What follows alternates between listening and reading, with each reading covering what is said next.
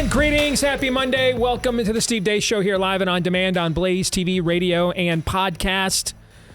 With Todd Bensman and Aaron McIntyre, I'm Steve Deace. There is absolutely nothing you can do to put me in a bad mood today. Maybe I shouldn't have said that, though. It'll now be tested. What you doing, Steve? I shouldn't have spoken that out into the ether. But I got my first chance to hold stunning perfection in one little bundle of joy. Our first grandchild, Autumn Elizabeth, yesterday. And nothing. I'm invulnerable right now. You can't fade me. I mean, I'm walking on sunshine, Katrina. Cue montage.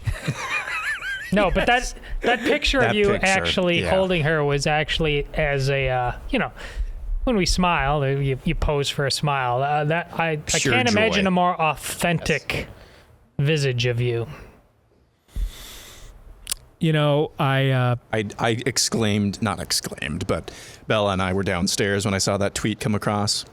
I said out loud, "Holy cow, I've never seen Steve look this authentically happy before." And yeah, I've seen you happy, but man. Well, thank you. Marginally. No, she's something else. And my first words to her were, I am going to spoil you every bit as much as I did as your mama. But, I have a real career, and I'm not working in a mailroom now. So we're going to have a lot of fun. A lot. So that was a joy yesterday. What else? Oh, I got to say thank you again. It's just so competitive, but Why Easter got into the top 300 over the weekend on Amazon. And we have had virtually no external marketing for this book at all. So you guys have been phenomenal supporters. Today, I get to go do a live reading over at Pella Christian. Pella's my favorite Iowa city. So I'm going to go do a live reading for their elementary school. After we get done on the show, I'm heading over there. So I get to pull the elf. And then I went through the candy cane forest. Okay. Of course, watch like none of these kids are paying attention. And I'm going to come back like all demoralized. They hated it. Okay. So I'm looking forward to doing that today. And just thank you guys so much for the support that you've given to Why Easter. I've gotten a slew of notes from people, particularly grandparents, who also are looking for ways to take this message to their grandkids and to pass it on. Heard from a few of you whose kids are not believers right now. And so you're looking for subtle ways to kind of slip things past the goalie, and Why Easter has given you an opportunity to do that. So just thank you guys so much. Why Easter? Jesus died for us so we can live forever. It's out right now at Amazon. You can order it there. There's other places you can get it too, but my publisher puts a gun to my head and threatens me if I don't say to get it at Amazon. So, and then you can also, if you wouldn't mind, over on Amazon, if you've had a chance to read it, leave us a 5-star review. We've gotten a ton of those over the weekend as well. So just thank you guys so much for your support of the book. It has meant a lot. And hopefully it's because the message of the book means even more. So thank you for that. Of course, we're brought to you by Patriot Coffee Company, the patriotic Christian pro-American coffee company that we don't have them on the show because they're those things. It's because they make great coffee and then they're those things. Number one, make a good product. Do not take the gifts that God has given you and do substandard work with them and then say you're owed something because you've got the Jesus fish on your car. No, you're not. In fact, you owe others excellence. You owe your creator excellence. So take the gifts that he gave you, max them out to their fullest potential. They do that at First Cup Coffee Company with a flavor for every freedom-loving American. They put the roast date right there on each and every bag. So it's shipped to you within days of being roasted. If you want to get a 10% discount, go to firstcup.com. Use the code DACE to get that discount. That's the discount code DACE. Firstcup.com, discount code DACE. And if you subscribe, you'll save an additional 10% for the life of your subscription as well. Firstcup.com, promo code DACE. All right, coming up on the show today, we have a double-barreled guest today, bottom of the hour. best-selling author Abigail Shrier is going to join us. You don't want to miss out on that. Next hour, we've been telling you about this special a series that we're doing here on Blaze Originals. Really, it's about the border crisis, Texas versus the feds. One of the pivotal figures in this series, Todd Bensman, is going to be joining us. If you want to see this series, by the way, we debuted episode 3 last week, and whenever we are just now on a daily basis getting reports of illegals committing just the most heinous of crimes against people. And I saw our colleague Ali Stuckey say this to Phil Vischer. You know who? You remember him, right? The guy that broke me on the air when I found out we lost the VeggieTales guy a year or two ago. All right, we lost the VeggieTales guy to the spirit of the age. Okay. Yeah, you won't be buying any VeggieTales stuff for autumn. I think that part is going to be different. Well, is he still associated with it, or is he gone? I have no idea. Because we saved them all. I mean, the shows were great. You know, we saved them all. So, but is he still associated with it? You know? Or is he I have no idea. Disavowed them? Anyway, because he was giving, some bleeding heart, unbiblical, heretical, open borders sob story, and our colleague Ali Stuckey came off the top rope on him about a week ago. Did you see this? No. And pointed out every crime. It doesn't matter what the crime rate is between illegals and citizens, because every crime an illegal commits is avoidable. There shouldn't be any. See my point? That's a great point she made. So it doesn't matter what the ratio is, because these are all preventable crimes. They don't belong here. So they're all preventable. 100%. 100%. Every single one of them. Enabled by your government. I guarantee you Phil is totally unmoved by that. I guarantee you too. Because he has been given over to his own depraved mind. Nevertheless, it was the correct and proper point, so I wanted to note it. But there is a point in this episode 3, where you find out that the Biden regime can move, and has in the past on this issue. I don't want to spoil it, but it goes to show you that they could have been doing more all along. So you want to check it out at blazeoriginals.com. Use the code BORDERCRISIS to get $30 off your Blaze TV subscription. Blazeoriginals.com. Get $30 off with the code BORDERCRISIS. Todd Bensman from this series is going to be joining us here next hour on the show. And then in between, I want to share with you guys a letter. And I have vowed that we cannot leave these people behind. We cannot forget about them. And I want to read for you one of the more difficult letters of a victim of Operation Warp Speed that I've ever received. And I would venture I've received more than the vast majority of people in American media have. And I published a book at this time last year with our friend and colleague Daniel Horowitz that was 400 pages of these stories. But this one is yet another reminder we cannot leave these people behind. We cannot forget about them. So I'll share that story with you coming up in the next hour of the show. Until then, here's Aaron's rundown of what happened while we were away. What happened while we were away, brought to you by the RFK Jr. Veep Stakes, which appear to be coming to a close. According to the online publication Mediaite, RFK Jr. is set to tap California attorney and entrepreneur Nicole Shanahan as his running mate. Shanahan was once married to Google co-founder Sergey Brin and was the money behind RFK Jr.'s expensive Super Bowl commercial. According to a source not named by Mediaite, Shanahan and Kennedy align on numerous issues, including skepticism about vaccines, and that Shanahan's presence would likely infuse big money into the independent candidate's campaign and ballot access efforts. The prosecutor in Donald Trump's Georgia case, Nathan Wade, has resigned after the judge presiding over the case, Scott McAfee, ruled last week that either Wade or District Attorney Fani Willis had to leave over the duo's obfuscation and lies about their romantic relationship. Unclear what impact, if any, this will have on the rest of the way in Trump's Georgia case. A Lebanese illegal caught at the southern border earlier this month admitted to Border Patrol he's a member of Hezbollah and came to the United States to make a bomb. Meanwhile, in Massachusetts, a Haitian illegal flown into the U.S. under Biden's parole program for illegals is being charged with the rape of a 15-year-old girl at a hotel used to house illegals. Meanwhile, in Florida, our Florida Fish and Wildlife officers interdicted a vessel that had 25 illegal immigrants, potential illegal immigrants from Haiti, in their boat, in their vessel. They had firearms, they had drugs, they had night vision gear, and were boating very recklessly, which would potentially endanger other folks. So that vessel was interdicted near the Sebastian Inlet. And those illegal aliens were turned over to the Coast Guard for deportation. The Scandinavian Journal of Psychology last week found that individuals with attitudes geared towards critical social justice issues were less satisfied with their lives. The first study examined 848 adult participants, mostly staff and students at the University of Turku in southwestern Finland, and inquired about their feelings about woke issues like whether income disparity is caused by racism, whether men should be allowed to compete against females, and so-called microaggressions and other categories. Those who subscribe to the woke ideologies were reportedly suffering 67.9% higher rates of anxiety, 32.5% higher rates for depression, and 4.5% higher rates for unhappiness.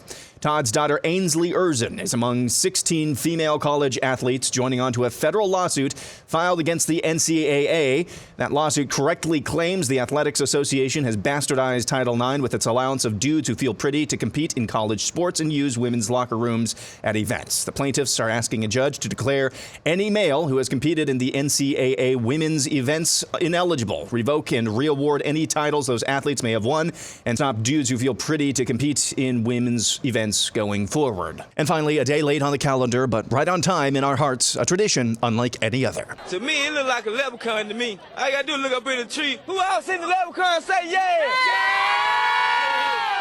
Eyewitnesses say the leprechaun only comes out at night. If you shine a light in its direction, it suddenly disappears. This amateur sketch resembles what many of you say the leprechaun looks like. Others find it hard to believe and have come up with their own theories and explanations for the image. My theory is it's casting a shadow from the other limb. Could be a crackhead that got hold to the wrong stuff, and it told him to get up in a tree and play a leprechaun. We're going to get down to the bottom of this. Yeah, it's still on there, guy. Don't be afraid. Don't be afraid, man. This guy helping to direct traffic says he's prepared for his encounter with the leprechaun. He's suited up from head to toe. This wars off smells right here. This is a special leprechaun flute, which has been passed down from thousands of years ago from my great-great-grandfather who was Irish. I just came to help out. Others just came to get lucky in hopes a pot of gold may be buried under this tree. I'm going to run a backhoe and uproot that tree. I want to know where the gold is. I want the gold. Give me the gold. I want the gold. This is Brian Johnson, NBC 15 News. And that's what happened while we were away. Yes, there's a couple of these we reset every year. It makes me so happy. And I always forget about this one. I always know the Earth Day one is coming, but I always forget about this one.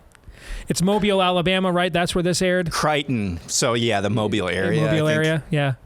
The leprechaun in the tree. Yes. Good times. We were a great country once. I want the gold. Aaron's montage is brought to you by our friends over at My Patriot Supply. If you think, hey, man, the fact that we are reduced to looking for leprechauns and trees, all right, to get rich in this country means we might be in trouble. You might be right. Since 2008, My Patriot Supply has helped millions of American families prepare for an uncertain future, and many of them choose to do so with the 3-month emergency food kit from My Patriot Supply. It's got almost 24 food and drink varieties, so if it goes down, you'll at least have not just nutrition with the full complement of 2,000 calories a day and breakfast, lunch, dinner, and even drinks and snacks, but a good variety of foods as well. Sealed inside ultra-durable 4-layer packaging, these ready-hour meals last up to 24 or 25 years with proper storage. So you can stock up on all the food kits your family needs at my website, preparewithdace.com. You'll get $200 off each kit if you go there. Preparewithdace.com. They ship fast and free. Preparewithdace.com for $200 off at preparewithdace.com. All right, let's discuss what Aaron included in his montage. And on our side, we've had a lot of discussion on this show about the idol of comfort. And that the idol of comfort can turn us soft and allow us to take our eye off the ball, to turn leisure pursuits into ways of life rather than to pursuits of leisure, to breaks, to happy stuff because I earned it. I worked all week long. I did my tour of duty as a husband, father, mother, daughter, wife, etc. That we have that pyramid kind of inverted. Is this an apt description? You okay with this? All right. But I think what the idolatry looks like on the other side, if the idol you fight on the godless right, and I would say, I mean, if you're a believer and you're riddled with comfort, you are godless in a world in terms of the outcome of your worldview, because you're not working out your salvation with fear and trembling on any level at all. You're just like, hey, Jesus did that thing for me once on the cross. Peace out. I'll take it from here. All right, that's functionally atheism. That's not any form of perseverance of the saints. That's not any form of discipleship. There's no relationship there. Fruit. What fruit? Exactly. It's the spiritual equivalent of I said I do once, and then I don't have to keep those vows the rest of the time and put any effort in whatsoever. It'll just sort of organically happen, right? Exactly. And of course, the relationship the scriptures often use more than any other to describe the relationship between Christ and his church is, and what his church is what? Marriage. Because why? Because that's the most intimate relationship we can have east of Eden, is a husband and a wife. So let's talk about the idolatry of the other side. Because I think that you can go from one extreme to the other. That you can go from the extreme of, I want to avoid all conflict in the culture. I don't want to take any heat at all. I want to live I want to be comfortably numb. Hello, is there anybody in there? I want to, that's what I'm looking to do. But the opposite of that is the idolatry that is embraced over on the godless left. And the idea, though, that we can perfect the world, that the human species is perfectible.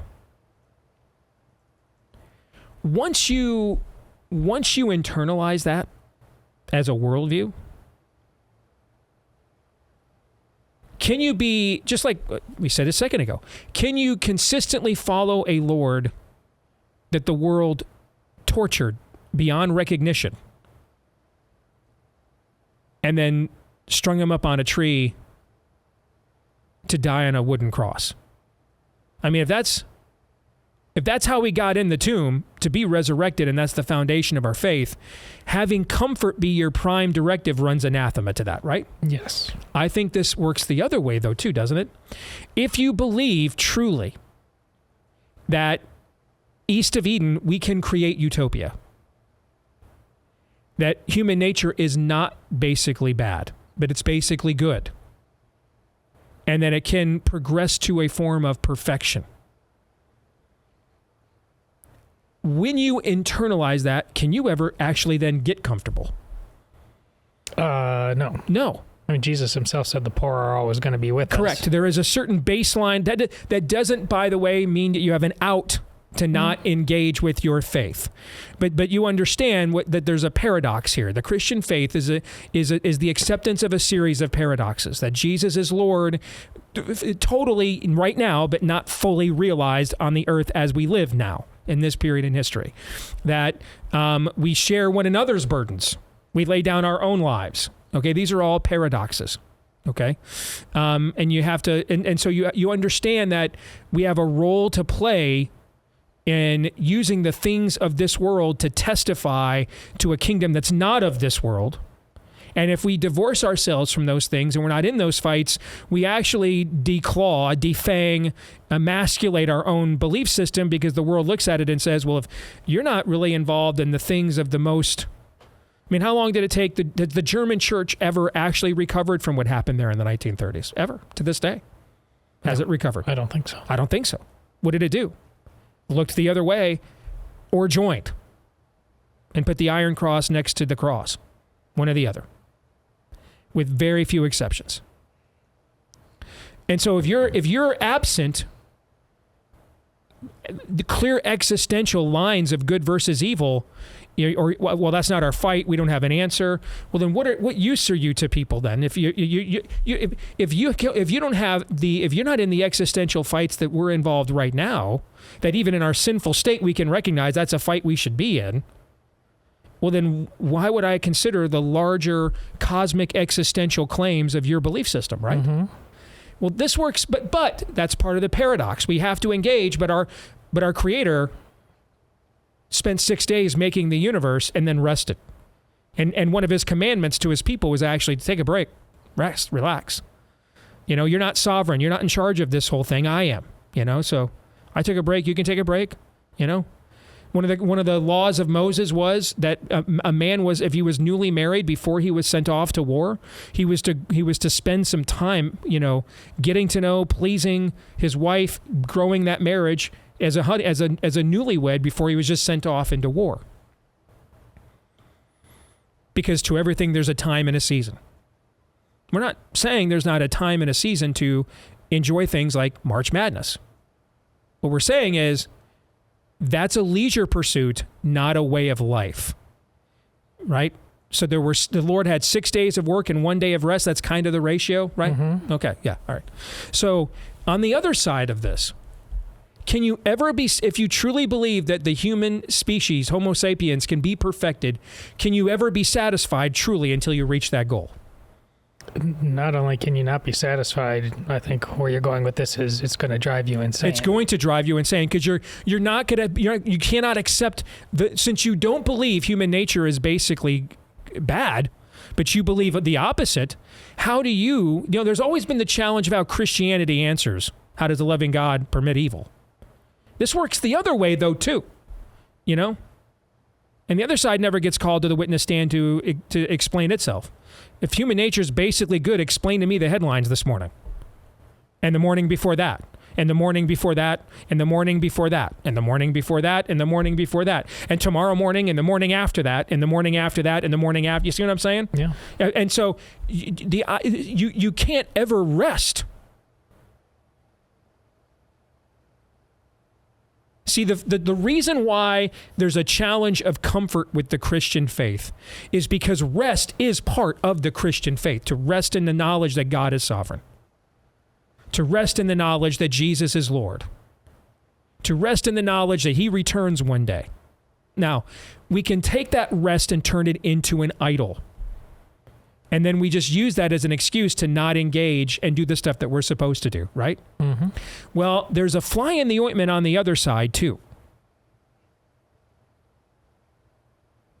Because if you believe human nature is basically good and you acknowledge the realities of the world, you can't ever rest. If you think we're striving to good, there's no rest. The striving must never end. There's always something to strive for. There's always something we didn't get right. And I think you see that quantified in that study that Aaron cited. These people are miserable. They're absolutely miserable.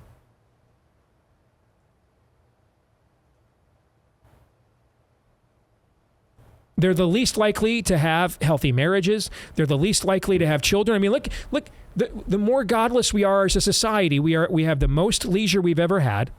We are the most educated we've ever been. We have the most money, even in our current economy. We still have the most discretionary income as a people any civilization's ever had.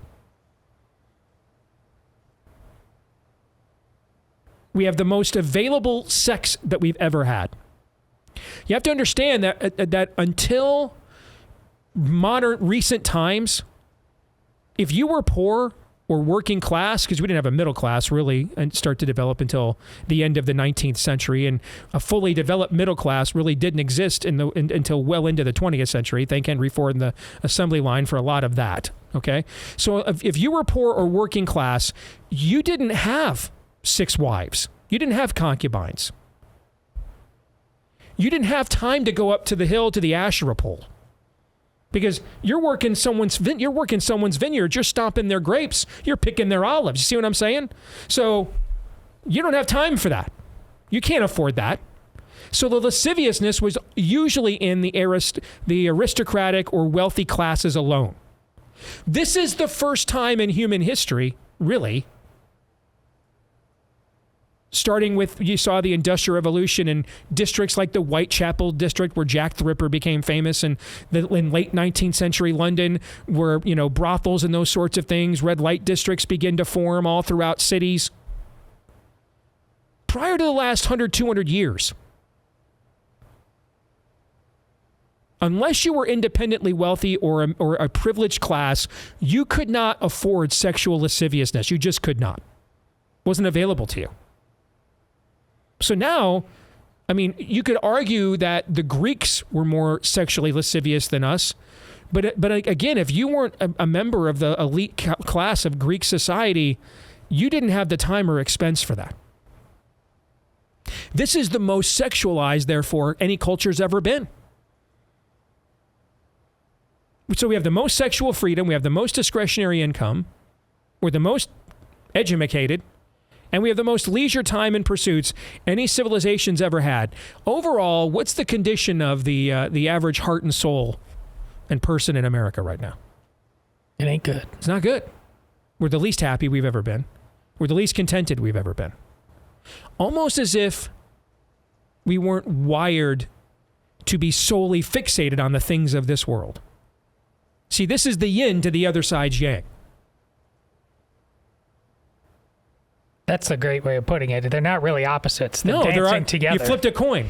Yeah. Comfort's on one end, and incessant striving. My struggle. There you go. Is on the other. Yeah, but they're both idolatries because they're both predicated on the things of this world. I'm comfortable with the things of this world, so I will not challenge it anymore. On behalf of the kingdom of another world that I'm supposed to belong to, or I've rejected that kingdom and this world is all I have. And I can't ever rest because there's something always wrong. And so I'm just miserable and I make everybody around me miserable. In many respects, these are the embodiments of the two political parties in America. And so if you ever wondered, there's two reasons why. Typically, with rare exception, except that one state we're not supposed to talk about anymore and a few others, okay?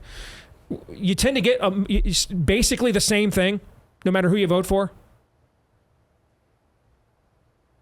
Just we're debating the rate of speed. Have you ever wondered why that is? Well, there's two reasons. One, we say out loud and acknowledge all the time the whole uniparty phenomenon, which is real, and donors that fund both sides, and corporatist overlords and globalist interest. Those are all real. I'm not saying they aren't. They're real. We were talking about that stuff on this show 10, 15 years ago. Now everybody does.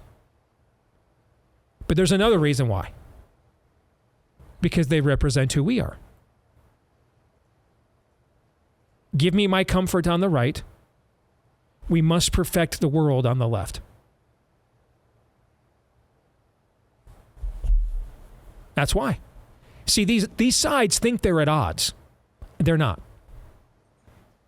The French Revolution and the Bolshevik Revolution are really not that much at odds, which is why it's taken a while, but you're seeing the French government end up in many of the same places the Bolsheviks started at. Because they're really both based on the things of this world. They're not based on inalienable rights, laws of nature and nature's God. No king but Jesus. We pass Geneva Bibles out to people as acts of Congress. They're not based on the things that our revolution was based on, which is why our country's been different. But it's not based on those things anymore.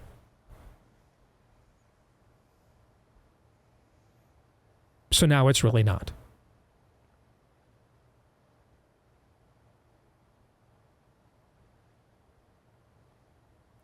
There's many of these, but one great C.S. Lewis quote: "Aim for heaven, and you will get earth thrown in. Aim for earth, and you will get neither." More in a moment.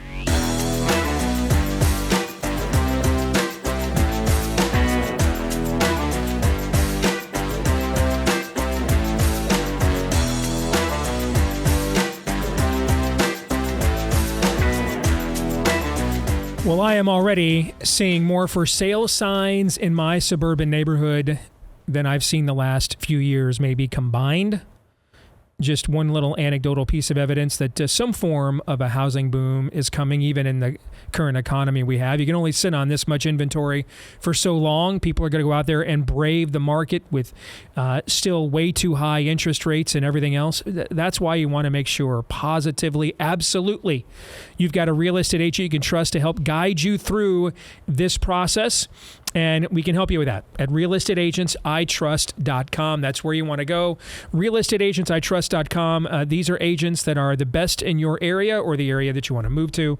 Top sellers that know the lay of the land. They've got the best practices down pat to help you and your family get to where you need to go, whether that's another home across town or a completely different town across the country. And a lot of times these agents, by the way, are from right here in our audience at the Blaze. So you know that you've got some similar values that you share with them as well. So make sure you go in with eyes wide open with somebody who can steer you on the straight and narrow at realestateagentsitrust.com. That's realestateagentsitrust.com. Well, she's one of the best-selling authors in the country. Her latest book is another bestseller, Bad Therapy, Why the Kids Aren't Growing Up. Abigail Shrier joins us here on the show, and it's an honor to have you with us, Abigail. How are you? I'm doing great. It's an honor to speak to you, Steve. Thank you. So a quick little background on me. I am married. My wife's a Liberty grad with a couple of master's degrees. And what she does part-time is she's a therapist at one of the largest Christian counseling clinics here in our city. And of course, what she is trying to do in her field is bridge this divide between endless empathy, you're always a victim, we're just a sounding board, and getting people actual mental health counseling that they need. So I am fascinated to see how you went through this process in your book, and what is the difference really, based on what you found and discovered and whom you talked to, between you're right, you're always a victim, your mom hated you, your dad was worthless, and the world has it out for you, to people getting actual guidance that can get them back to where they want to be and to the emotional and mental stability that they're seeking. Right. The actual difference is whether you actually need the therapy. So if you have a problem, if you have a disorder, if you have something that's interfering with your life, and I'm talking about children, because children have the most risk when it comes to bad therapy. Bad therapy is anything that introduces new symptoms or makes existing symptoms worse. Mm-hmm. And kids, of course, face the most risk. And the question is, can a parent stabilize the child without therapy and psych meds? If they can, they should. That's the contention of the book. In other words, then, we're too eager to go away from those cornerstones of traditional Western civilization and go right to whatever That's the right. new, capital P progressive initiatives are.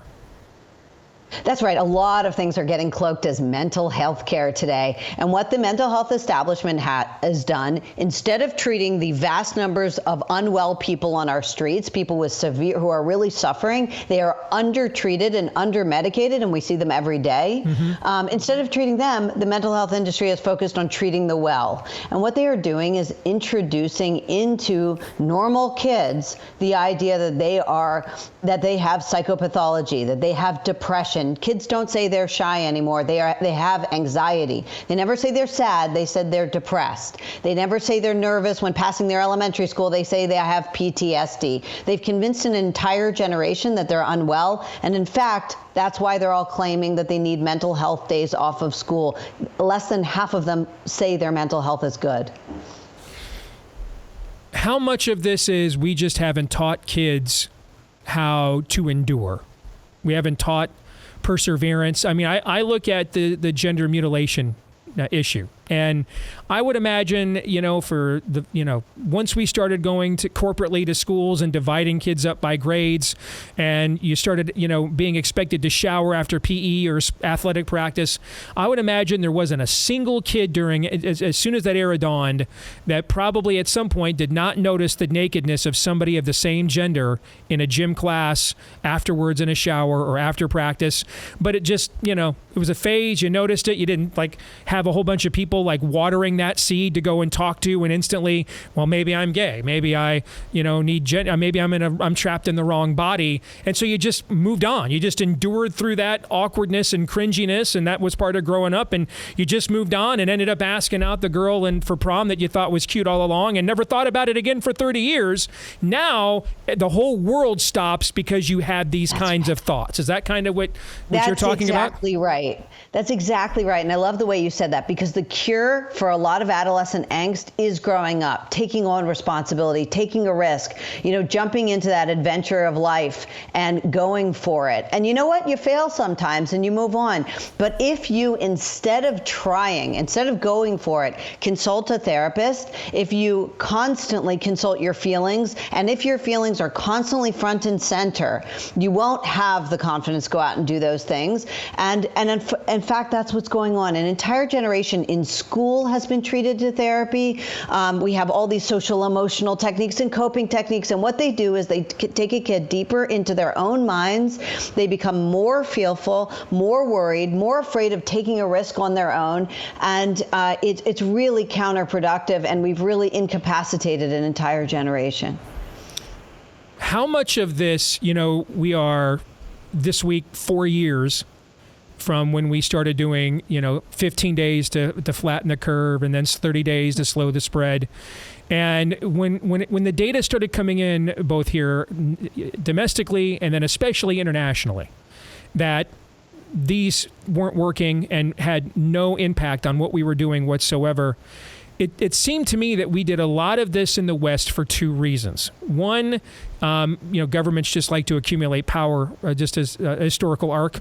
But two, this idea, for example, teachers unions. I found myself in a weird place as a right winger for the first time. I'm trying to get the kids back into government schools, right?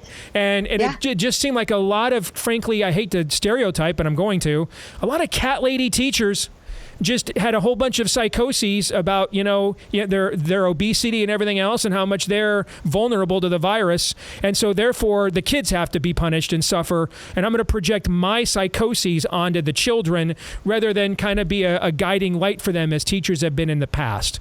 Does this kind of play into what you're talking about a little bit, that we are projecting on the youth? Absolutely. I mean, think about it this way. As we headed in the fall of 2020 to a second year of lockdowns for children, no school, no in-person school for children. The second year, the American Psychological Association, the American School Counselors Association, the American School Psychologists Association, the American Social Workers Association had nothing to say about it. They came to Congress. The American Psychological Association came to Congress to warn about climate change, police tactics, and systemic racism. That's what was on their mind. And now they present themselves as the solution to a mental health crisis they helped create. Mm-hmm. They convinced a generation that they are unwell, that they have these feelings, the big feelings they have to attend to all the time. And in school, they're inducting them to habits of rumination on sad feelings. This is the worst thing we could be doing with kids. And these people who claim to be the solution, they're part of the problem. One of the things, if my wife Amy were here, that she would say they try to do in faith-based counseling is there's got to be a plumb line for your feelings. Like, just because you feel something doesn't mean it's real. It could be. We don't know, but what the feelings are kind of not an ends unto themselves, but they could be an outcome of a legitimate thought or occurrence or situation, or they could be a complete misreading of a situation. But if we start from the outside in, that the feeling must be affirmed first before the feeling is actually confirmed by anything that's truthful or objectively based, well, I mean, that's where we get into, I think, some of the dynamics that you're talking about. That's exactly right. Your wife sounds like she's a great therapist. I mean, that's exactly right. Most therapy focuses on feelings. It affirms them in a child, so the child is being crushed. There is a tyranny of feelings in the rising generation. They tyrannize each other, and they're tyrannized themselves. These kids need to be out there doing, okay? They need parental authority, because all kids need that. And nothing else good in their lives can be accomplished established, unless the parents have authority and can make decisions for the kids that are in their best interest. They need community. They need people like family, extended family, people who really love them over a lifetime. And they notice the difference.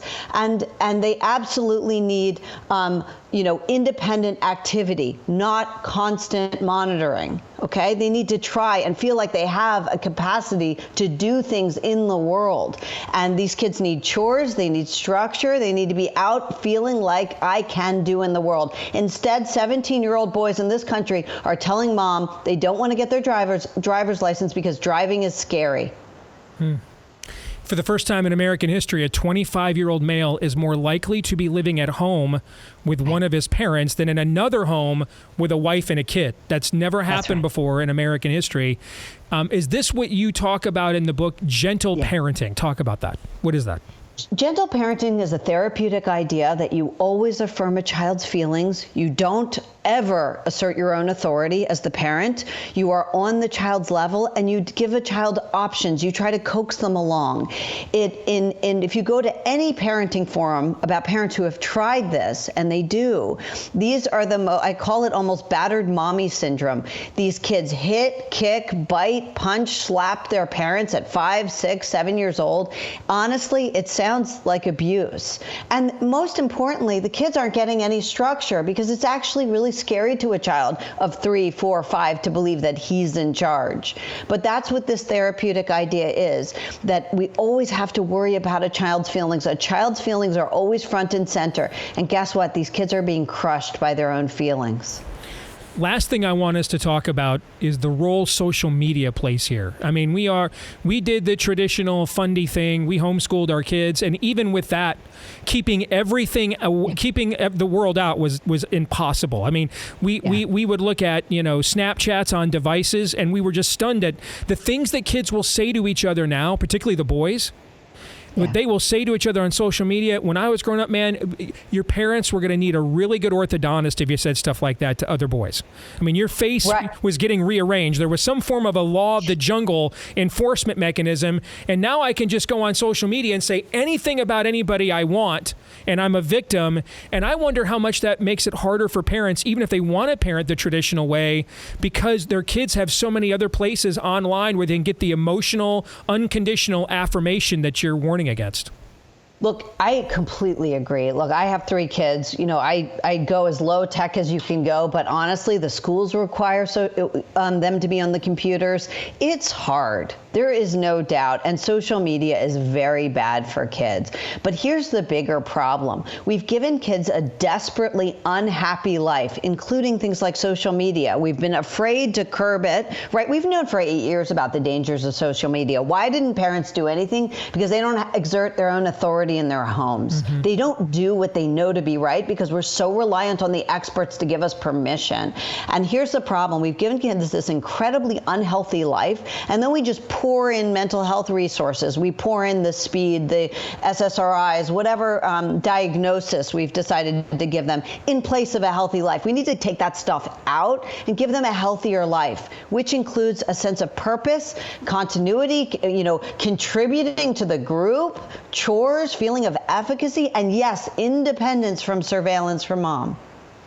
She's one of the best-selling authors in the country right now. It is, I think, the #1 book on Amazon, which is something because there's only like 33 million books for sale there. Bad Therapy, Why the Kids Aren't Growing Up, Abigail Shrier. Thank you so much, Abigail. It's been an honor. We greatly appreciate it. Thank you. Thank you. Likewise. Always an honor to speak to you, Steve. All right, take care. You bet. I go back to 2 things. And, Todd, this goes to what you say all the time, quoting Jack Shepard on Lost. We have to go back, Ask yourself, particularly if you're our age group, Gen X, now we're becoming grandparents. And then if you're Aaron's, your age group, millennials, okay, and you're watching this dynamic within the generation ahead of you. Every previous generation of Americans, if there was an idea that when I went to grandma's house, better come correct. Went to mama's house, if you were the parent and that was your mom and the kid's grandma, all right, when we're at mama's house, there's certain things don't get said. We don't talk certain ways, don't use certain language. Because grandma, even at a $1.05 putting down 2 packs of lung darts a day, or Benson and Hedges, she'll take the switch tea. You see what I'm saying? There was just a certain understanding that in this setting, the residual respect that was owed because of where you were raised here had to be carried forward, and the kids had to answer and become correct, right? Ask yourself now, do you have the kind of home as you get into your grandparents' years where your kids and grandkids, when they come in, are like, hey, we don't do that here? And I would imagine in many cases the answer to that is no, because we haven't done some of the stuff that Abigail talks about here in this story. And I remember on a daddy-daughter date, I took Anna to the mall one time. And we're sitting there having some ice cream, and she's maybe 7, 8, 9 years old, and watching a bunch of the teenagers, just not beyond just being stupid teenagers, and we were all stupid teenagers, but I mean, they're just obnoxiously stupid and volatile. And Anna looks at me and says, am I going to be like that when I grow up? And I said, no. And she said, why? I said, because I'm your dad. And then she asked me, well, why are they like that? And I said, I'm not their dad. Now, did I have to discipline her? Was she perfect all the time? Did she go boy crazy? Did she have her issues like anybody else? She's a sinner too. She'll tell you that if she were here right now. You know, she's not. She's nursing a baby right now.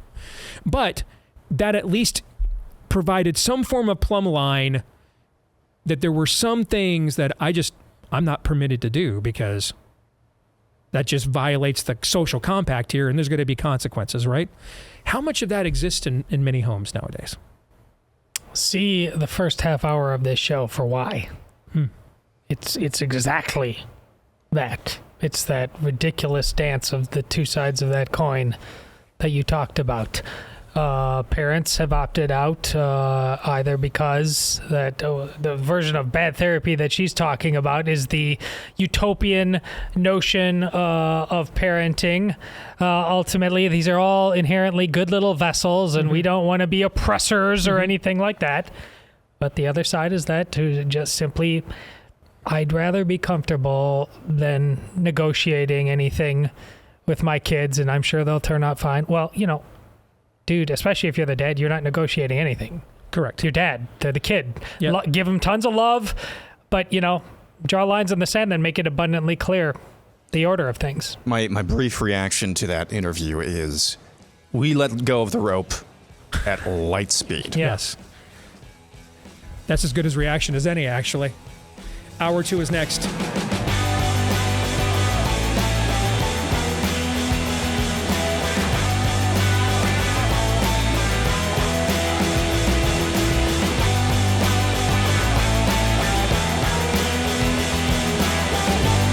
All right, back here with Hour 2, live and on demand on Blaze TV, radio, and podcast. I'm Steve Deace. He's Todd and he's Aaron McIntyre. You are you, and you can let us know what you think about what we think via the stevedeace.com inbox. Just take advantage of that by emailing the show, steve@stevedeace.com, DEACE. Like us on Facebook, me, we, and Gab. Follow me at Steve Deace Show on Twitter, Getter, Instagram, and TikTok as well, which should be banned. And if you like the show and you listen to the podcast, please leave us a 5-star review. Only if you like it, of course. And then if you hit subscribe or follow, if you're on iTunes, every time we do a new episode, it will show up in your feed automatically every single time. And thanks to all of you that have done either or both of those things for us. And thanks to our friends over at Hillsdale College as well. A lot of you say, hey, man, what's one way that I could spend my time wisely and help improve myself and be a positive influence on the people around me? Well, whether it's history, economics, the great works of literature, the meaning of the Constitution, chances are you probably didn't study those things a lot in school, not with today's schools. That's why I'm excited to tell you about Hillsdale College. They're offering more than 40 free online courses in the most important and enduring subjects. You can learn even about the works of C.S. Lewis if you want to get into theology, the meaning of the U.S. Constitution, the rise and fall of the Roman Republic, so you can see what's going to happen to your way of life here soon. All kinds of stuff that you can study at Hillsdale College, and their online courses are available for free. That's right, free. Including C.S. Lewis on Christianity, a 7-lecture course. You'll examine his classic works like Mere Christianity, the Screwtape Letters, and more. These courses are self-paced. You can start whenever and wherever. Enroll now. Hillsdale.edu/Steve to enroll. Hillsdale.edu/Steve to enroll. Remember, these are free at Hillsdale.edu/Steve to register. I want to make sure we don't ever, at least on this show, forget about those who are still suffering. 4 years ago today, you basically couldn't go anywhere in America.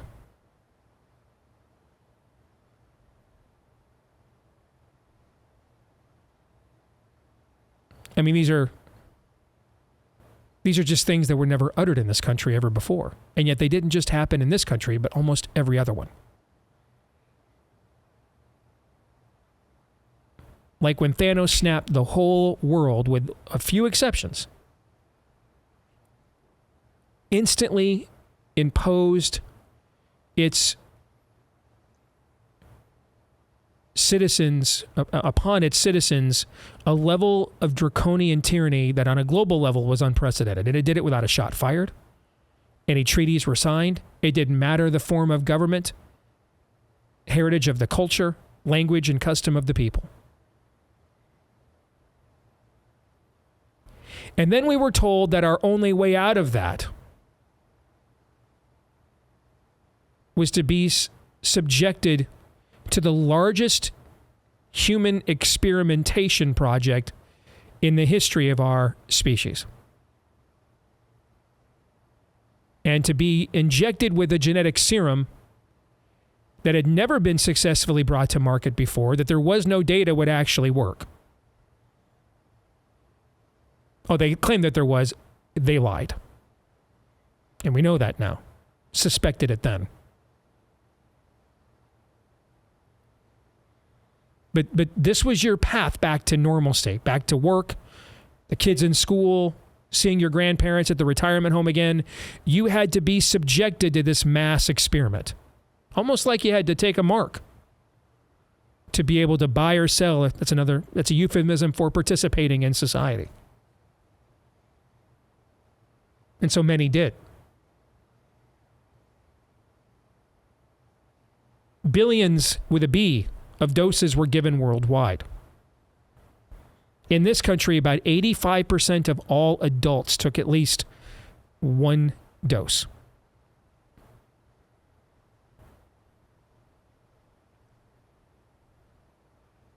They were sold. This is the magic elixir.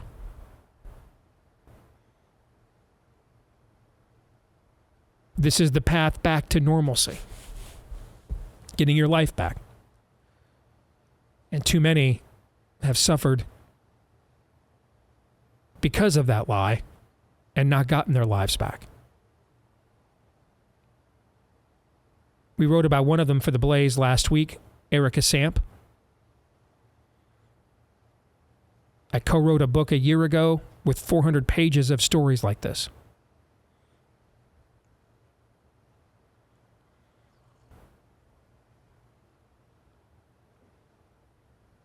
Now there's another story I want to share with you.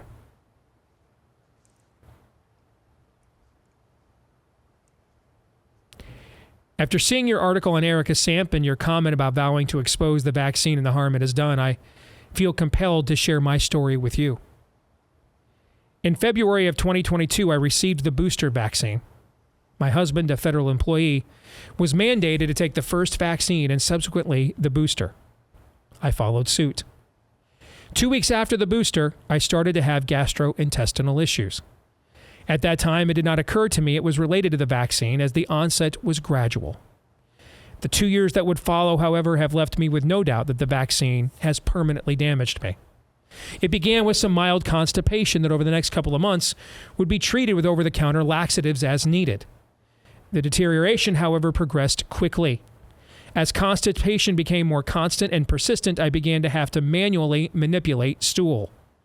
Doctors took me off over-the-counters and onto prescription medications, hoping to get my body back to normal function. When these medications didn't work, doctors were baffled, and it was suggested that I see a specialist.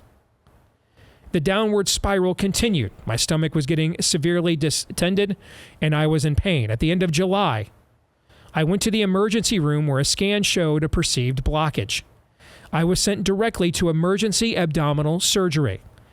A blockage was not found, and the surgeon, too, had no answer.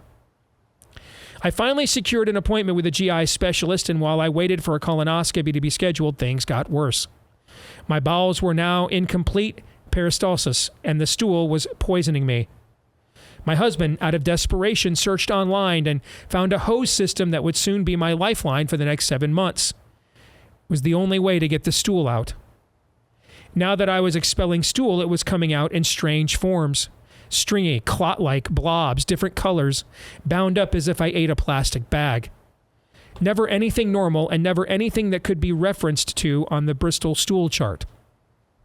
After 2 more trips to the emergency room and a colonoscopy that produced nothing significant, the GI specialist had no explanation and referred me to the Mayo Clinic in Jacksonville. My first visit to Mayo was in September of 2022 with the GI department.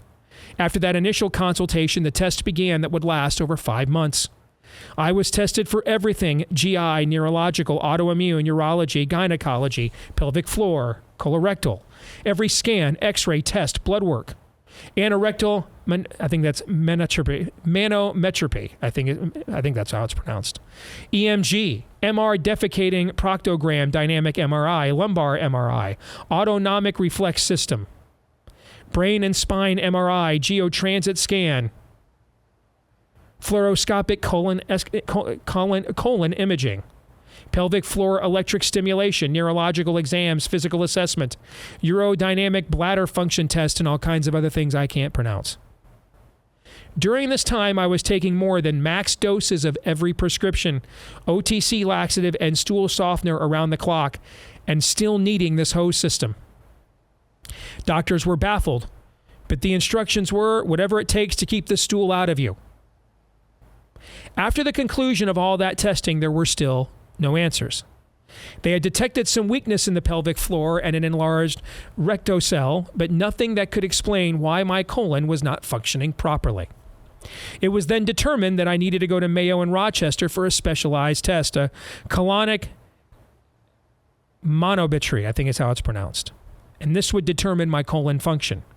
This test is rare. It's only done at the main campus, and eligibility requires all other possible tests and options have been exhausted. During this time, when Mayo was trying to figure out what might have caused the many questions were asked, many questions were asked, such as if I had traveled somewhere or been in contact with something foreign, or changed my diet or my habits. One day in discussing timelines, it came up that all of this began 2 weeks after the booster. Mayo immediately dismissed this possible correlation. However, after all the tests indicated no reason as to why my colon suddenly wasn't functioning, I brought it up and there was an admission that it was possible the vaccine caused it. It was very clear how carefully they were treading with this notion. In late December of 2022, I traveled to the Minnesota campus. The results confirmed that if for no other reason, there was no colonic function. And although it wasn't impossible it would regain function, there was no indication or assurance that it would. I was getting distended and sick every day and the pain worsening. There was also constant concern that in any given use, my colon would perforate with the use of the hose system. In February 2023, I underwent 7 hours of surgery that consisted of a colonectomy, rectocell repair, and a full hysterectomy. This is what Mayo claimed would lead to a better quality of life because I had none. I'd be able to eat normal again, have bowel movements, no longer need a hose, and no more getting distended and sick. And although there would be frequency of bowel movements, that would normalize over time, they told me. Post-surgery complications and continued struggles led to an emergency to return to Mayo 3 weeks post-op, within 24 hours after introducing the instructed normal diet. After that setback, additional testing was done on my upper GI and pelvic floor because, shocking to the medical team, I was still struggling with my bowels. Once again, the doctors had no answer, and as a last resort, I was sent to pelvic floor physical therapy for 3 months. More electric stimulation, manual manipulation, and exercises to help my pelvic floor and ability to have bowel movements. I kept detailed food and activity diaries looking for rhyme or reason, but it proved nothing. Ultimately, the physical therapy did not help, and the finality was the therapist saying, "This might be your new normal."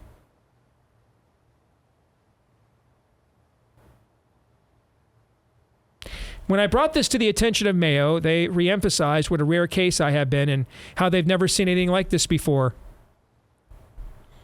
It was suggested I take things like Miralax daily as well as the occasional enema.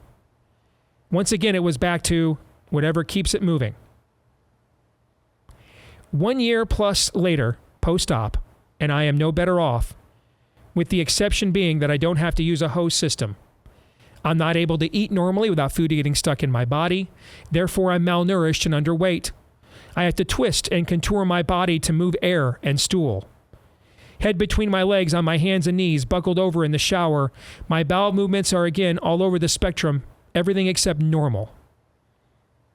I continue to take things like Miralax daily as well as the occasional enema.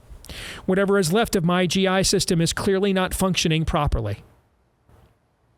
I deal with significant pain and discomfort daily that range from backed up stool to a strained pelvic floor, as well as sharp, inexplicable pains throughout my abdomen.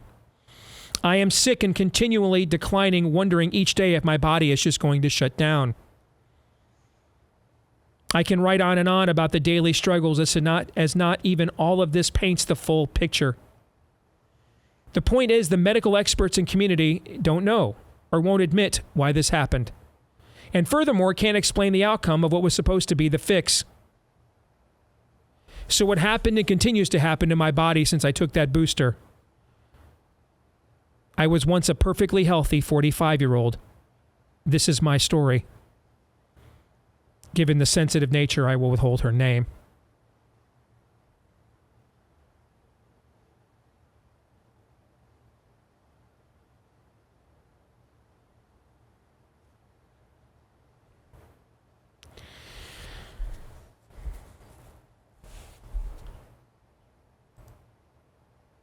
I saw Nancy Pearcey. We've had her on the show before. She co-wrote one of the books. We did a evergreen. Was it last year, the year before? Top 10 books we recommend everybody reads. Right. This was on the list. One of my contributions. She co-wrote with the late, great Chuck Colson an update to Francis Schaeffer's How Now Shall We Then Live?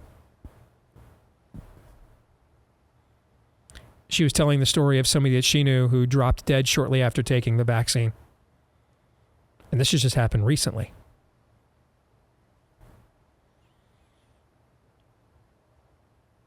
My friend Chip Roy, congressman from Texas, has filed the Libel Act, Liable, in Congress to hold these manufacturers civilly responsible for stories like this. 435 members of the House. He's got only 20 co-sponsors for it.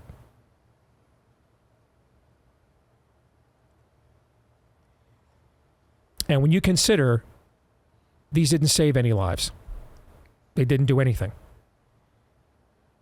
They don't stop the spread. They don't do anything. They literally do nothing. On the positive end, nothing. This is one of the worst crimes against humanity, Operation Warp Speed, in the history of humanity. And the suffering is ongoing.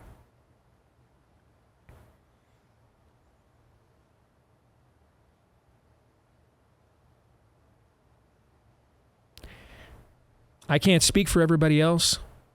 I'm only responsible for this little corner of the world 2 hours a day.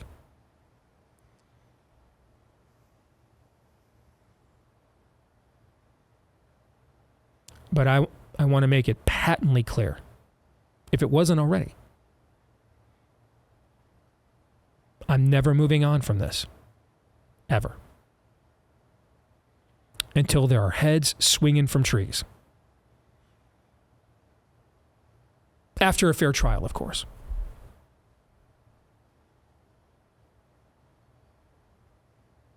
Everybody else may move on. It may get me canceled from every platform, speaker circuit.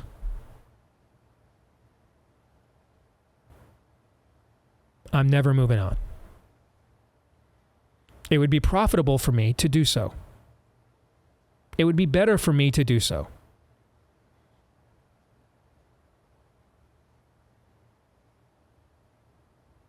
There are far more people that want to tune into a show like this today and discuss for 2 hours a complete waste of time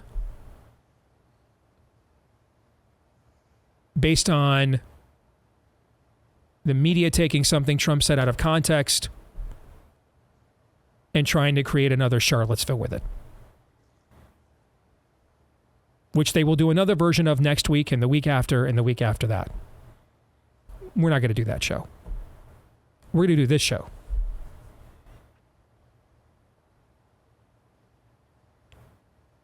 Because there has to be somebody left, or at least a remnant of somebody's. I'm not alone. There's others. Not enough of them. That are going to give people like this a voice. Being heard may be the only justice they even experience this side of eternity.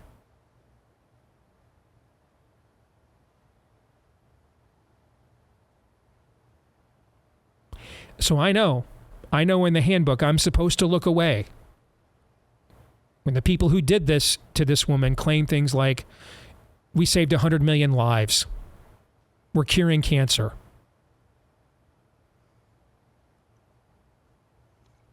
I'm not going to.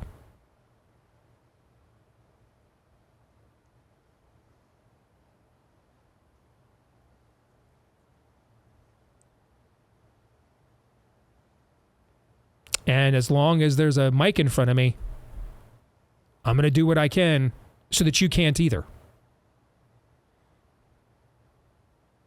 Because I don't believe, just like I don't. It was popular to say this on programs like this for many years, and I believed it when I said it. I still do. I don't believe God will bless any nation that does what we did and are still doing to our own children via state-sanctioned child sacrifice for the last 60 years. Amen? Amen. I don't believe that. I don't believe God will bless any nation either that turns its back on these kinds of people either. I don't.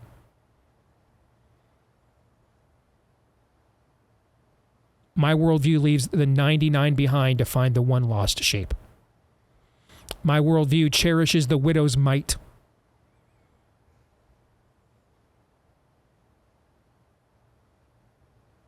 Not the abundance of riches. So I can't speak for everybody else. And we're not the only ones. Give them credit too. But I don't care what it costs me.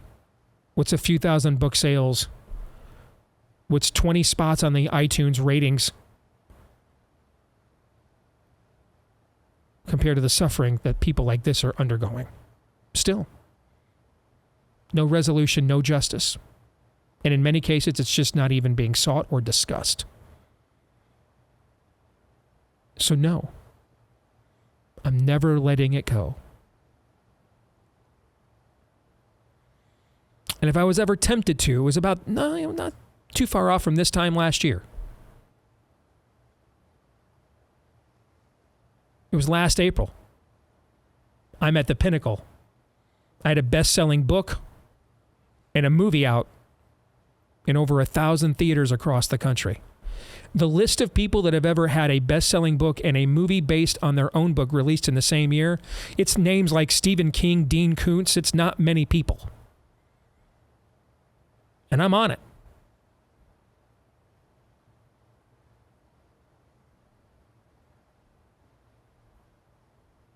And then I find myself in an ER with a deadly infection. 2 weeks later, I find myself in another ER with a deadly reaction to the medication it took to beat that infection. Just like that. I've got a bunch of things that this world says are valuable.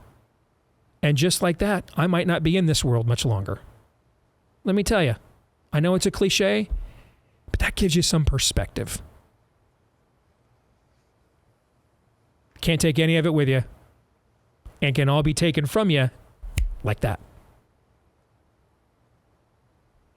Only what we do for our Lord and others remains. That's it. Nothing else does.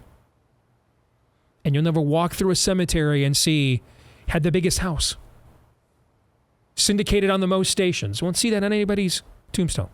Nobody's.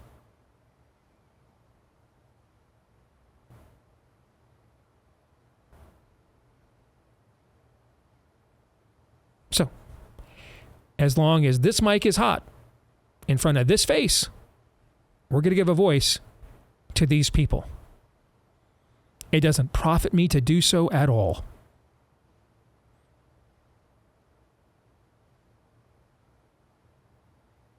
Except that by doing so one day, maybe I'll hear, "Well done, good and faithful servant."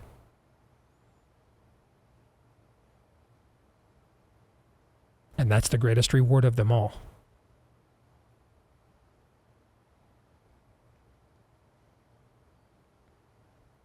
I say it in my inbox at least several times a week still. I'm so sorry this happened, and it's happening to too many of you. I wish there was more I could do.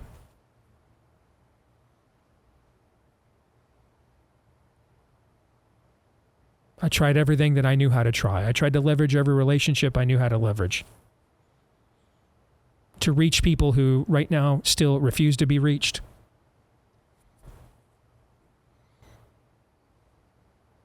At this point, I can't, I don't know what else I can do other than just to let you know we see you, we hear you, and we're sorry. And you're not forgotten, and we're not leaving you behind.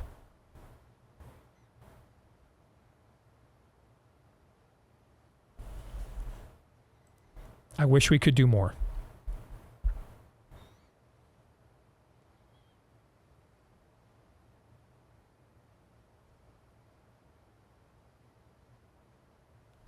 One of the people I've gotten to know over the last few years through this process, I mean, this is how we got to know some good people. We were just talking about Peter McCullough during, before the show went on the air. He went over 1 million Twitter followers. And that's a guy that just challenges everybody's orthodoxies, politically, everything, because of what went on. So his platform is growing too. I got to meet our friends over at Jace Medical a few years ago. They came on board for one reason. They saw what these same so-called experts were willing to say about medications that they were giving Nobel Prizes to not too long ago. And now, suddenly, they're too dangerous to take. Funny, haha, isn't it? I mean, this poor woman was literally told to try anything that would get her bowels and her colon moving, okay? And yet, when hospitals were not treating anybody and would even have a fake vaccine, they weren't willing to let you try anything to get better, were they? Evil bastards. Evil bastards to the core. Why there's a hell. Don't ever question it again. Instead, thank and praise God for it. And ask for his forgiveness so that you can praise him that you won't head there. Get the Jace case. Take advantage of this opportunity to not be taken advantage of. Take control of your health care when you can. Get backups of existing medications, the medications that you need, that a loved one needs. You can customize your Jace case. JaceMedical.com, promo code DACE to get a discount when you check out Jace Medical, JASE, JaceMedical.com. Discount code is DACE. Gentlemen, you have any thoughts? Yeah, my father-in-law just came over for breakfast this weekend. He's a chiropractor. He's where I learned a lot of the things that I now know about vaccination in general. And we were just talking about the kind of ecosystem of knowledge that currently exists. And while there has been an awakening with our audience and elsewhere about big pharma, about the healthcare system in general, about vaccination, there is. But the other side of that equation is the ignorant side of the coin. Even if it might be slightly fewer in numbers, it not only is it still the vast majority, but it's not just ignorance now. Now it's willful ignorance. Now it's bought and paid for ignorance. Now it's weaponized in the pursuit of power ignorance. And I'm not so sure ultimately once the full equation is, and none of us know fully all the variables, but if we are fully, more comprehensively better off than we are before, or even more screwed. Because when people like this over and over and over again could go into these places and say, this isn't a coincidence. This has been happening for a long time with vaccinated kids. I had this kid. They got jabbed, COVID or not COVID jab. They came out this kid. I'm not an idiot. I saw it. Same thing happened here in Steve's letter. The most obvious thing was the coincidence of that jab. They don't care. Yes, evil bastards. It's chilling, quite frankly. It's absolutely chilling. And I don't know what it's going to take or how many people are going to have to be hurt before we wake up, if we ever do. A dog gets a new owner. And for a number of years, the owner is gracious, fair, loving with that dog. Gives the dog what he needs. Eventually, just takes good care of the dog. And then one day, the owner kicks the dog. And it happens the next day, and the next day, and the next day. That's not good. But eventually, whose fault is it for keeping on coming back to the owner, the expert, if you will, on how to take care of dogs? We have to divorce ourselves from this notion that in every area, maybe most of all in medical freedom, the social compact has not been broken. Amen.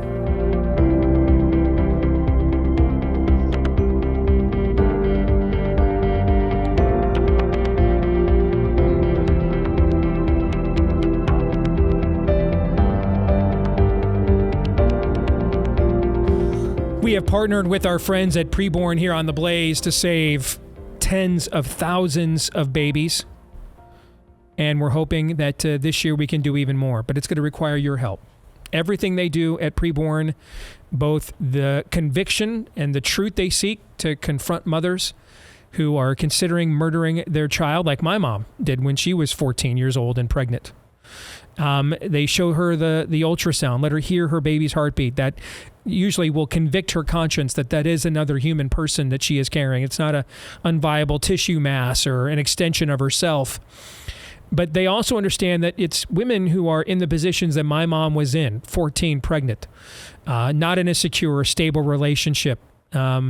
It's women who aren't in the most ideal of situations who are typically considering the murder of their own children. So they're there for them, counseling, prenatal, postnatal care. The grace is there too. Everything is there free of charge for these women and their babies, provided they have adequate tax-deductible funding from people like us. And if you'd like to give or give again, go to preborn.com/Steve. Even with Bidenflation, it's still less than $30 for an ultrasound that has at least 50-50 odds of saving a life today. Is there a better $28 you're going to spend than that? Preborn.com/Steve. Again, head over to preborn.com/Steve. Well, we are on episode 3 right now of our Blaze Originals series about what's going on at the border. Todd Bensman is with us. He's in that episode. He is one of the senior fellows at the Center for Immigration Studies. He joins us here on The Blaze. Todd, it's a pleasure to have you with us. How are you?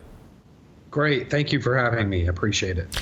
So watching this episode, I don't want to spoil everything. You know, we want people to obviously subscribe to go and see it. But there's a pivotal moment in this episode, Todd, where it is noted that there has been occasion where the Biden administration has taken initiative and acted against certain influxes of migrants, have made calls to the Mexican government. Mexico, in turn, responded to those calls and blockaded those migrants so they couldn't get across the border, which is both good news and bad news. On the one hand, it indicates they are willing there are things they know they can do, and then the bad news is they've been unwilling on most days to do them.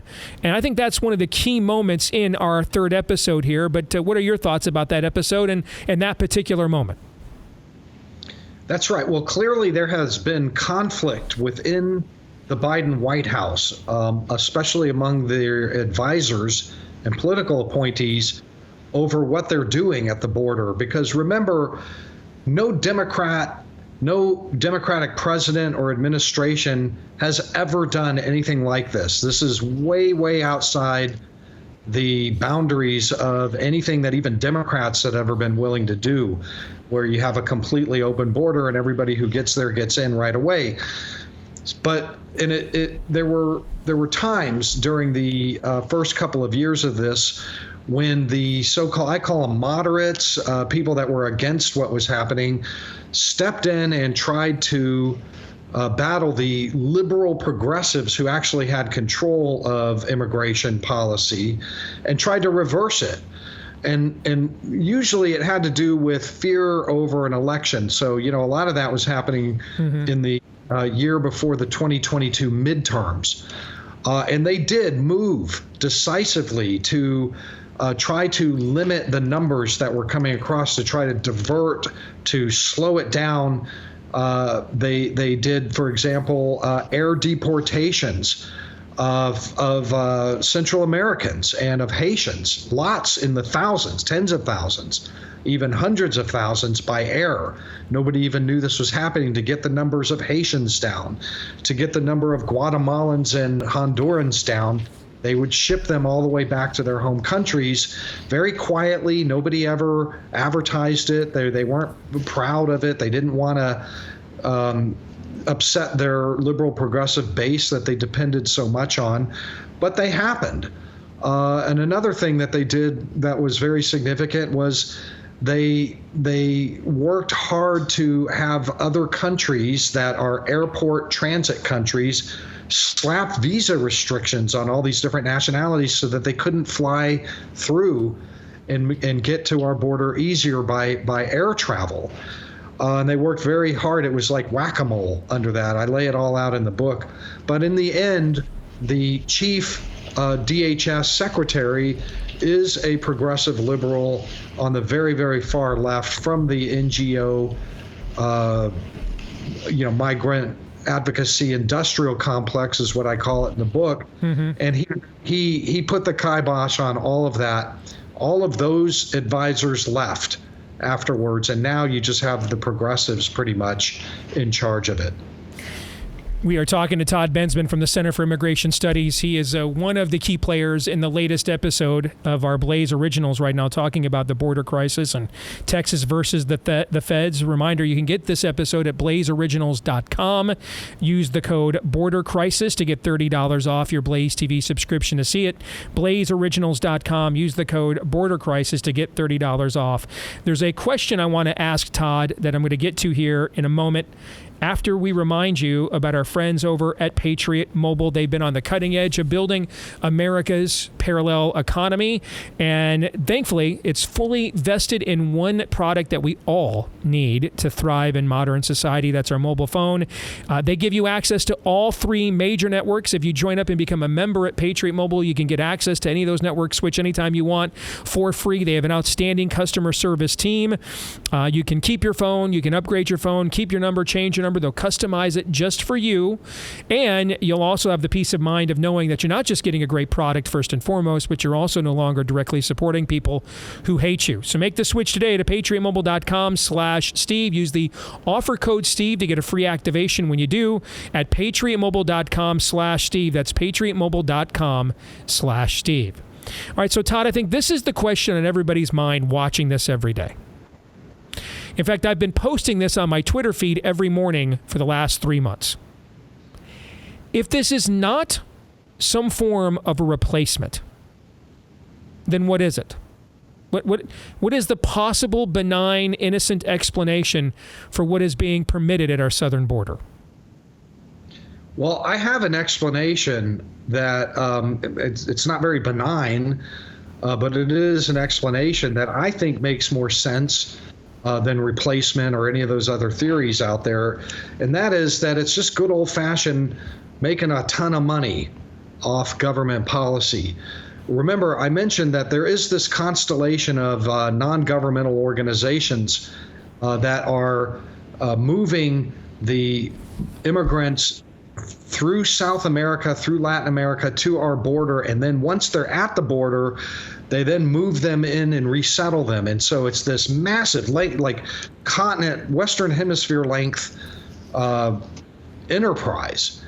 And it is being operated by literally hundreds of NGOs, all of which are taking their cut south of the border and north of the border. Now, remember that Dwight Eisenhower, before he left in his final days in office, warned about the military-industrial complex, which he said, you know, if they get a hold of the guys that make bombs and bullets and tanks, get a hold of foreign policy, you will forever be at war because they want to make money off of the wars, right? So this is that.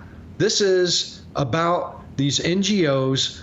I call it the NGO and Migrant Advocacy Industrial Complex, actually got a hold of national policy, of immigration policy, and they are self-serving themselves up to the tune of billions and billions of dollars. It's the old story. The day that immigration stops, the day that it slows, is the day that money spigot shuts off. These are NGOs that are interested in building their endowments, paying their CEOs and highest ranking officers huge salaries, and they're making billions of dollars in grants from the State Department, directly from the State Department, USAID, and also from contracts in the hundreds of millions of dollars. So your theory, your hypothesis, what you're describing is gangster government, a form of vulture capitalism where the capital are these illegal migrants. And even if it means I am crapping where I live, to use an expression, poisoning my own water table, that I'm devaluing the very country I'm trying to profiteer off of.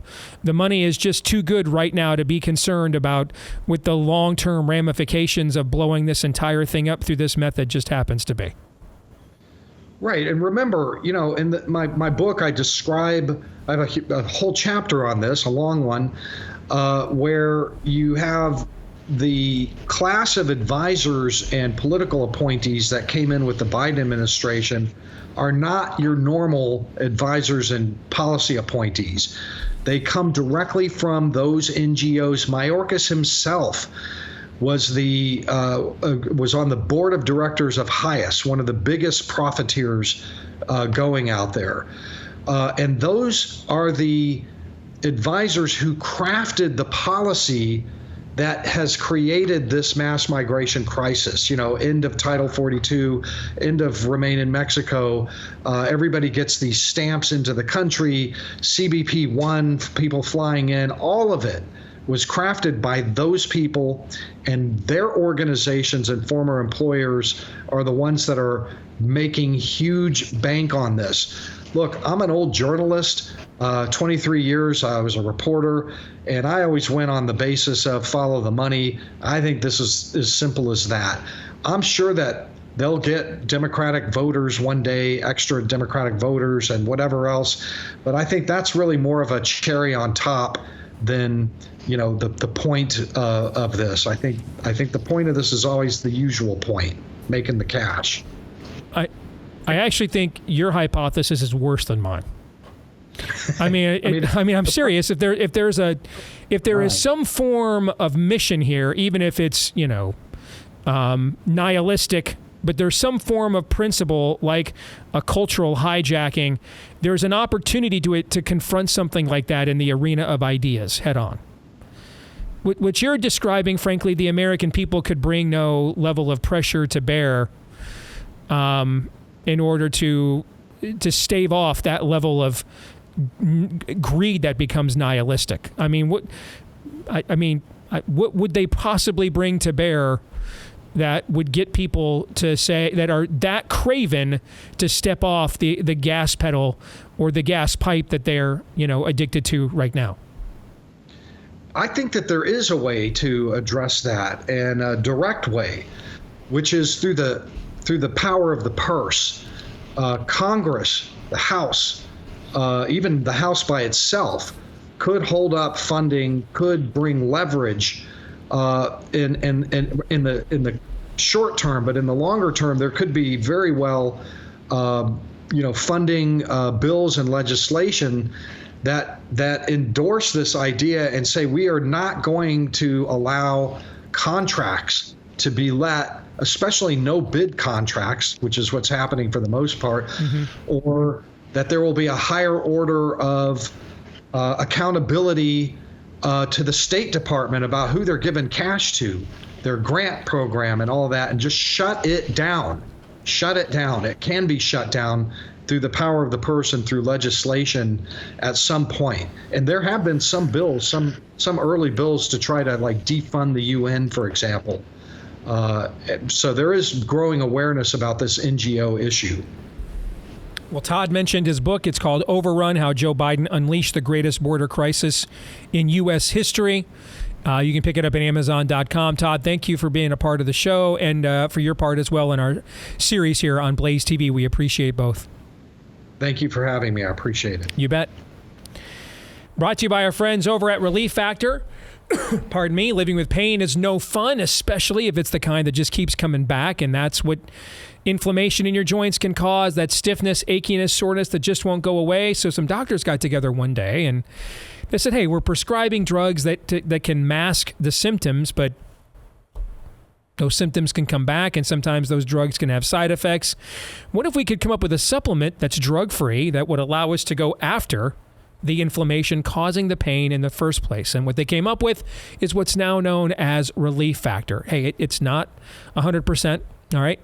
But over the years, over 1 million people have tried the 3-week quick start, and 70% of them saw such good results. In 3 weeks or less, they stuck around long term. So what do you have to lose for $20 to see if you don't see similar results with the 3-week quick start at Relief Factor? Go to relieffactor.com. Again, that's relieffactor.com. Get the 3-week quick start, just $20, relieffactor.com. All right, guys, what'd you think of the conversation we just had with Todd Bensman? I do think there's probably no way out but through on this, on multiple fronts. We talk about everything under the sun, these big pharma.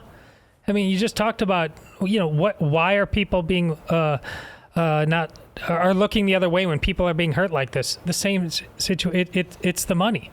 There's just, how often do you hear there's just too much money? That's just how it is. As you know, college football, the same thing. People are just going to have to pay in ways they can't even imagine, apparently. That the toll is going to be pain. If it's just you can be bought this easily. And that includes, look at, on this issue, the church, Catholic Charities. Same thing. I don't know what to say anymore, but we are people that are just so easily bought. We have no principles. Correct. You throw some cash at them, game over. The love of money is the root of all evil. Somewhere along the way, have we had money lovers in this country throughout its history? Of course we have. Of course we have. But somewhere along the way, whether it was the boomer generation or even before that, on our hierarchy of values, money maybe went from like, if this is the bottom, money went from like right here to at the top in so many segments of our society. We value money more than we value a border. We value money more than we value medical freedom. We value money more than, if you just go on down the line, we value money more than we value intact genitals for children who go on down the list. It's that most basic of fact in my mind. Money itself isn't evil. It's the love of it. And it's just become so commonplace. Todd just gave the perfect example there that he's given before, which is, well, there's just too much money. Just too much money. Money in and of itself, it can help things a little bit, but it can't replace fundamental values. Correct. It never will.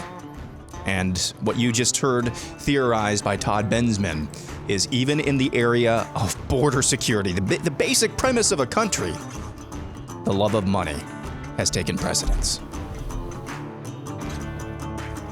Romans 8:28.